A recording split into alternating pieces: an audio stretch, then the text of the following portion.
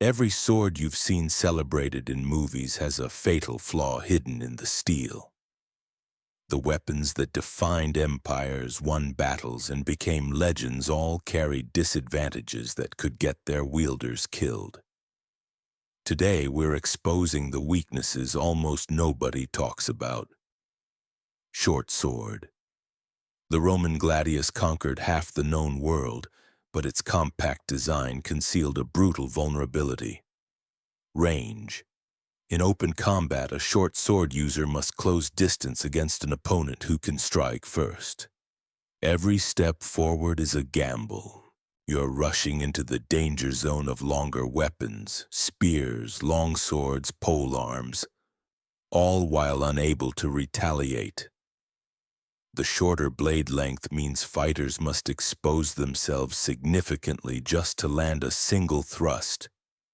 That's why short swords dominated in tight Roman formations where shields protected the approach, but struggled in open duels where closing distance meant taking hits you couldn't answer.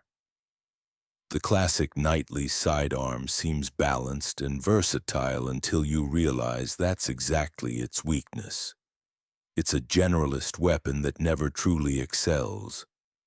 Think of it as the middle child of medieval warfare. Against heavily armored opponents, it lacks the mass and leverage that longswords provide. Those powerful two-handed strikes that could dent plate armor? The arming sword can't deliver them. Against lightly armored targets, it doesn't cut as dramatically as broader, heavier blades designed purely for slashing. Its entire design philosophy centered on pairing with a shield. But as battlefield tactics evolved and shields declined in the 14th and 15th centuries, that advantage evaporated.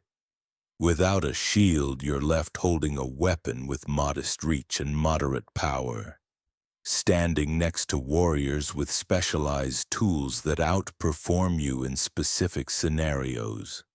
Here's where it gets interesting. The longsword appears to solve everything with its reach, leverage, and two-handed power. But space becomes your enemy. Wide sweeping cuts demand room to execute. In narrow alleys, cramped castle corridors, or dense forests, you're handicapped. Your blade catches on walls, low ceilings, or nearby allies. Research shows longswords demand more commitment of body mass and aren't balanced for quick directional changes. That split-second hesitation can be fatal. The weapon also demands serious training investment. Historical fencing manuals reveal complex techniques involving half-swording, winding, binding, and grappling. In untrained hands, you're just swinging an awkward length of steel. And here's something most people miss. Against opponents in full plate armor, your cutting attacks lose most of their value. The edge that makes longswords devastating against unarmored foes bounces off quality plate. You're forced into precision thrusts at tiny gaps in armor or wrestling matches where the sword becomes a lever, not a blade. The longsword's versatility requires expertise most soldiers never achieved. Greatsword. The ultimate intimidation factor, right? That massive blade controlling space, breaking pike formations, keeping multiple enemies at bay. But every powerful swing is a commitment you can't take back. Miss that cut and you've burned time and energy while opening your defense completely. Historical evidence shows these massive weapons fatigue users far more quickly than lighter sidearms. Your endurance drains with every exchange. Against fast opponents with shorter weapons, you're always half a second behind. They can strike twice while you're recovering from one swing. Great swords also fail in formation combat. In a packed shield wall where soldiers fight shoulder to shoulder, that 50 to 72-inch blade becomes a liability instead of an advantage. You need open space to leverage the weapon's strengths, but battlefields rarely cooperate. Once an enemy gets inside your reach past that threatening blade length, your advantage collapses entirely. The greatsword shines in specific scenarios but becomes nearly useless the moment conditions change. But the really surprising weaknesses are still coming, because some of these next swords have flaws that directly contradict what popular culture taught you. Broadsword and backsword. The broadsword's wide blade delivers devastating cuts, but that width creates hidden problems. More steel means more drag through the air and slower recovery between strikes. Research confirms that if you overcommit to a powerful slash, you may struggle to bring your guard back up in time. Against quick-thrusting weapons like rapiers or small swords, that fraction of a second delay proves fatal. The broadsword's entire design prioritizes cutting power, which sounds impressive until you face quality armor. Those bone-crushing slashes that wreck unarmored opponents bounce harmlessly off plate or well-maintained mail. You're swinging hard and accomplishing nothing. The backsword attempts to solve some issues with its reinforced spine and single edge, making it cheaper to produce and structurally stronger. But that thick spine shifts the blade's weight distribution, sometimes making fine control harder compared to balanced double-edged designs. And here's what nobody mentions. Because only one side cuts, your attack angles become restricted. Backhand cuts require awkward repositioning that telegraphs your intentions. At high skill levels, those small limitations decide who strikes first. Cutlass and hanger sword, perfect for ships, catastrophic on land. The cutlass excels in one incredibly specific environment, and that specialization destroys its versatility. Historical evidence shows these short, curved blades lose badly against longer weapons in open combat. Spears, pikes, even longswords keep cutlass users perpetually out of range. The design favors hacking over precision thrusting, and many cutlasses weren't even optimized for deep armor-piercing thrusts because they were issued to sailors with minimal training. Scimitar and saber. That elegant curve hides serious limitations. Historical records confirm scimitars excel at slicing from horseback against lightly armored opponents, but their effectiveness plummets against heavy plate. The curve that makes them devastating against flesh becomes nearly useless when striking quality steel armor.